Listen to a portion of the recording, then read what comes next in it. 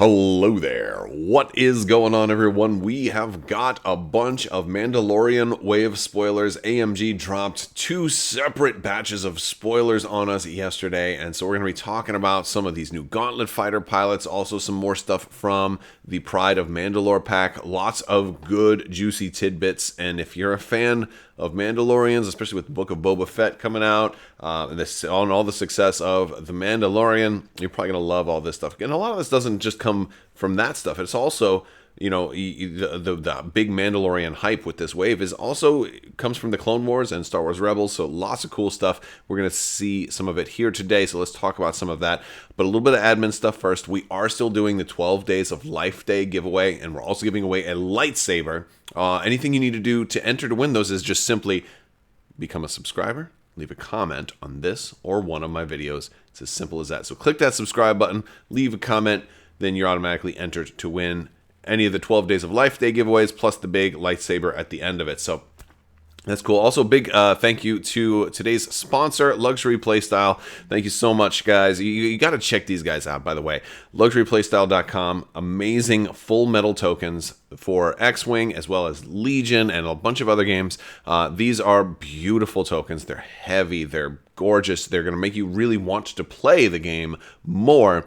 And you're going to save 15% by using code Crabbok VIP, and also $35 orders or more are going to get a free Crabbok lightsaber nunchuck token thrown in if they use that code. So check it out. Keep that in mind for holiday gift ideas. Let's go ahead and jump into the video. So starting off with this little initiative to Death Watch Warrior, no special pilot ability there.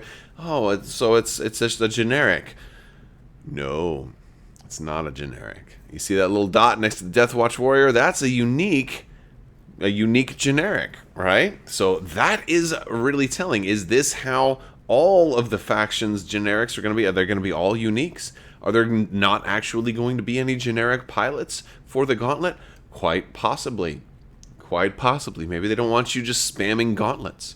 I mean, look at the stats down here. You got 3 attack in the front, 2 in the back, 2 agility, 9 hull, and 2 shields. So you got like kind of 11 hit points for this thing.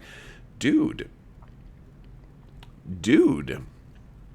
And a dude again. Like, this thing's gonna be hard to kill, and especially with Queel. We already saw Queel coming around the other day. 9 hull on this thing. He's gonna be healing that thing up just as fast as it takes damage. I mean, with 2 agility too, it's not gonna take that much damage. So this might be a very hard ship to kill. To Queel. All right. Anyway, but yeah, and then end it's gonna have a lot of ability to shoot. It's always pointed forward and backwards, so that's gonna be really cool. Of course, it can focus, it can reinforce. With the red reinforce, it can red coordinate. It's got, of course, target lock as well. And nothing really else special about the Death Watch Warrior. He is separatist, though. All the pilots we're going to look at today are also separatists. So they also give us Bo-Katan Kryze, Vizsla's lieutenant. And this is her when she was working for Death Watch. This was evil Bo-Katan. And so, yeah, Separatist also, Initiative 4. And she also has a recurring charge. Before a friendly ship at range 0 to 2 activates, you may spend 1 charge. If you do, that ship may gain a strain token to remove 1 non-stress red or orange token. Get rid of disarm tokens might be really nice, you know, so that's pretty cool. It's good flexibility, and of course it's going to factor into a lot of other things. So it's a nice support ability on a ship that is, you know, we don't know what it's going to cost exactly, but it's going to be a high price point for sure. I'm guessing maybe more than 60. You know, that's a guess for me. Maybe 64, maybe 65. I don't know exactly, but you know, you're spending that much points. And it's nice to be able to have a little bit of support built in as well. Then we have Vizsla. Yes. Leader of Death Watch. Initiative 3. While you perform an attack, if the defender's initiative is equal to or greater than yours, you may spend 2 charge to roll 1 additional die.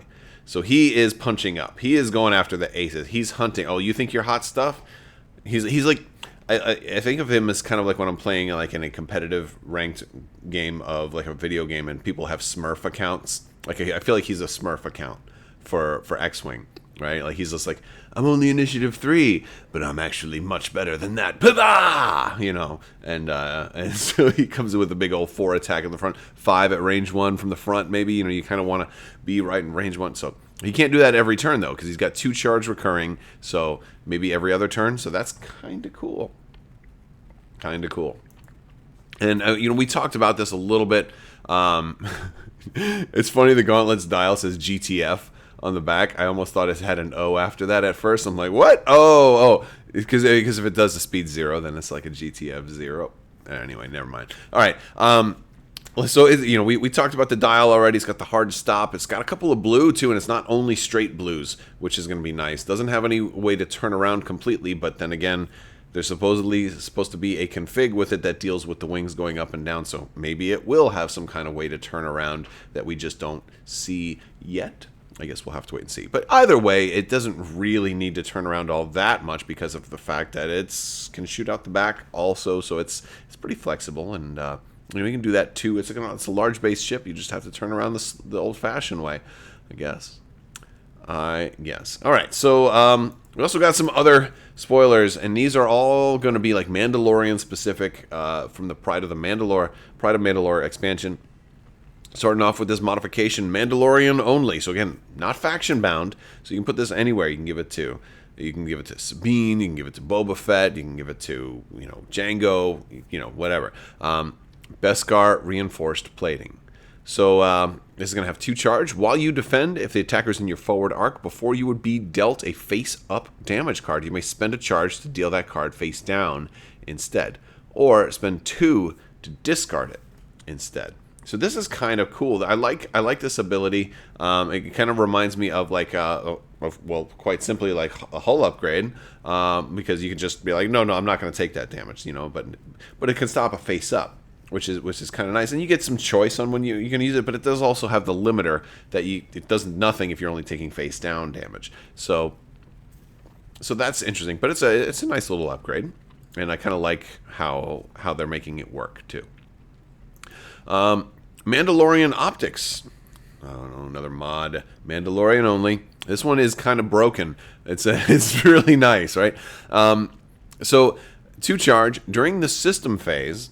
You may spend a charge to acquire a lock on an object in your forward arc. Just boom, like just anybody in your forward arc, right? Like that's so just first off, it doesn't even say action. So even if you're stressed, right? Because it's not you're not doing a target lock action. So I believe even if you're stressed, you can still do this. Now let me know if I'm wrong, but I'm pretty sure if you're stressed, you can still do this. So that's pretty bonkers. You know, and I'll have to read the rulebook again, but I'm pretty sure if it doesn't say it like range 1 to 3 in your front arc, and that could just be part of acquiring a locket in general. But I know there's a lot of other stuff that lets you get a lock at any range. So anyway, but that's not all. That's not all. It also says while you perform a primary attack, if you have a lock on the defender, ignore obstacles beyond range 0 that are obstructing the attack. And the cool thing is, even once you use up your charge, you still have this bottom section here. Even once you use your charge, you still like get your free locks on, and then all of us. And oh, by the way, even if your ship doesn't have target lock, you're still doing it, right? It's just this is so cool. This is and that's another reason why like all of a sudden like the Beskar doesn't seem all that great anymore. I'm like, no, I'm going to be taking this one unless you got 2 mods, then maybe. And then clan training. Oh, with this talent right here. This is really nice. So it's got 1 charge, non-recurring, Mandalorian Only. Before you engage, if you are not focused, and there's an enemy ship in your front arc at range 1, you may spend a charge to perform a red focus action. After you perform an attack, if the defender is destroyed, recover a charge. So even though it's not not a recovering charge, you can still get it back after you kill somebody. You have to deal the killing blow, basically. So that is awesome. And look at the timing on this. Before you engage, right? And you're going to take a stress from it because it's going to be a red. But like, hey, this might be the difference of like killing somebody or not killing somebody. Being able to get that focus at range 1 right before you engage is huge, huge. I love it. I love it. It's or if you already took a focus action, you got shot. You had hey, I'm okay. I'll spend it for defense, no problem. Because this is a really cool card.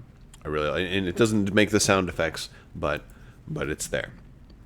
We also have another Fang Fighter pilot card for the Mandalorian Royal Guard, and this is some of the artwork we've seen already with the coronet there in the background. But this is going to be a limited ship. Well, you can only have 2 of these, which maybe the idea is a gauntlet and 2 fangs. I think that's kind of what they're pushing with this one. It doesn't have to be that, but I think that is definitely something that you might look at doing. While a friendly non-small ship defends, so medium or large, or even huge potentially, which actually would be really cool.